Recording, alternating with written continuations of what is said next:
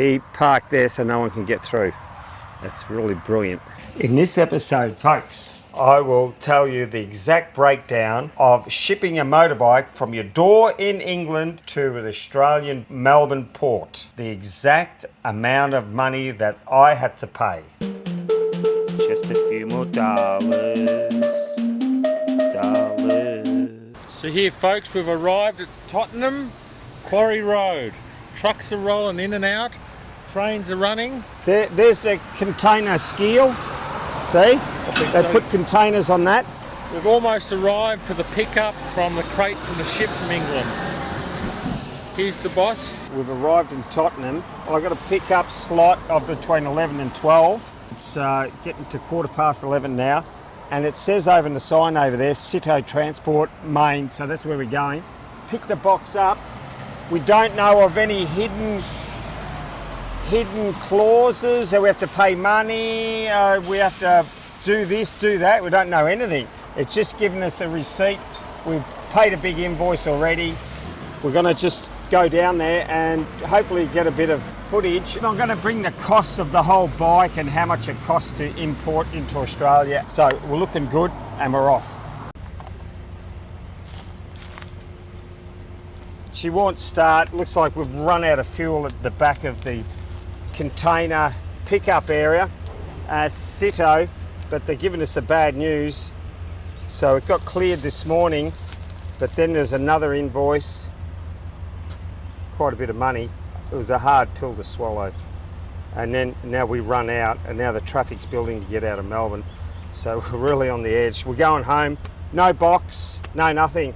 So we don't even know if we can get it tomorrow, because there's a clause on our bank account that a new payee takes 24 hours because of the scammers and fraudulent natures of things, that they'll clear it by tomorrow. Well, might as well go to work tomorrow. Thursday they start charging me for the box in their shed, and so they didn't give me much time to clear it. So as an individual or private, it's not very good. Whereas businesses have accounts and they just snap into it.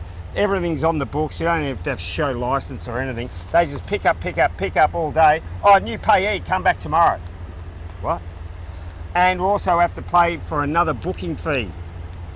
And that was already $40, so it's another $40. Now, we've run out of fuel. No Jerry, but we've found a Coca-Cola mix. See, it says Coke. Johnny flushed it a bit. We hope it got flushed enough. And I brought a cheap funnel, but I haven't got this size at home, so I thought I might as well get one. And hopefully it can go in here. And it has to press down that little hooter. Yeah, right. And then we have to somehow get it in.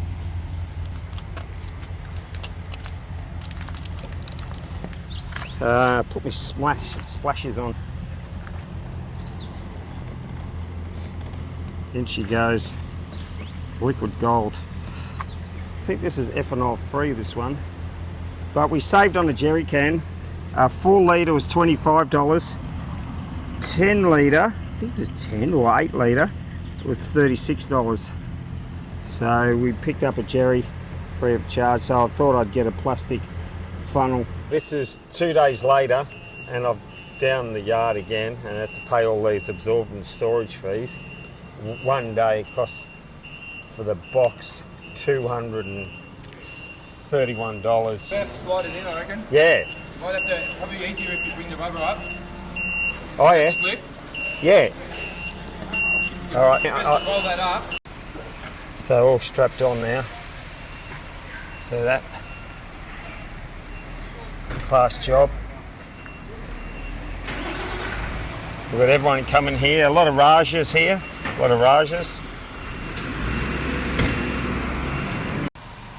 So just stopped to have a check over before I do another couple of 100 kilometres. So I'll just check the oil, make sure things are not leaking. The transmission is leaking, and I reckon I've lost half a litre in about 2 big trips. So there it is. There's the weighted box, isn't it? It's worth the price of gold, this one. There it is there. Doggy daycare's got to leave, and then I'm going too. So it looks like it's going to fall out, but it doesn't, because it's got this strap up here. Fellow rock stars, people.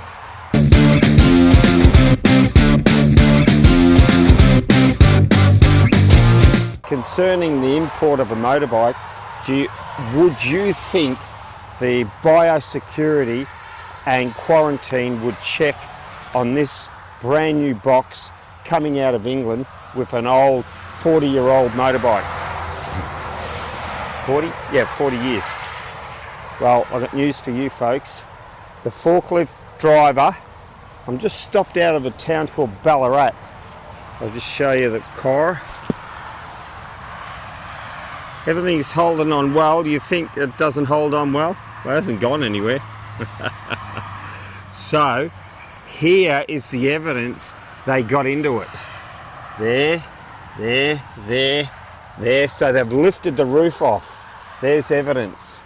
I'll go around the other side. The car. Oh, nice cup of tea there. Here's the evidence. There. Jimmy bar or crowbar. There, they got into it there, and they've opened it up and had a good look. And you know what, folks? I had that whole bike in pieces and I cleaned everything. It may not look like a new bike or anything special, but it was clean. It was clean. So that saved me. If they had to spray it and fumigation and all that, I would have incurred a lot more costs. So clean, check. Clean, check. Clean, check.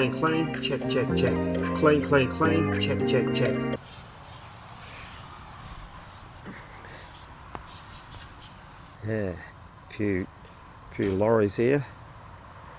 He parked there so no one can get through. That's really brilliant. But we can go around here. We have ways, folks.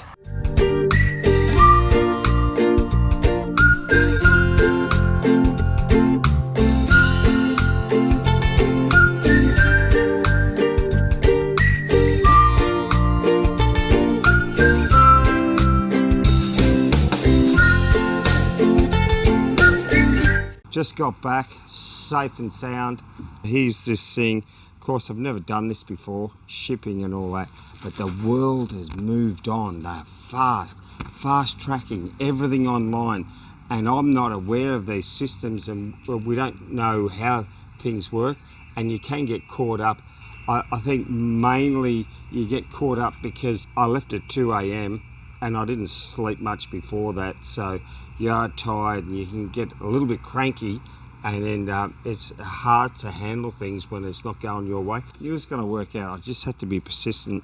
Anyway, we got it, and have a look at it overhanging, folks. Oh, God. And the suspension's a bit, you know, it's like roughly 2.3 meters long, the box, and 400 kilos, and it used double the fuel because of this. Double. Absolute, just suck the fuel, because you've got an extra 400 kilos and then you've got a wind block like that. So it's expected. It's transportation services, logistics, that's it.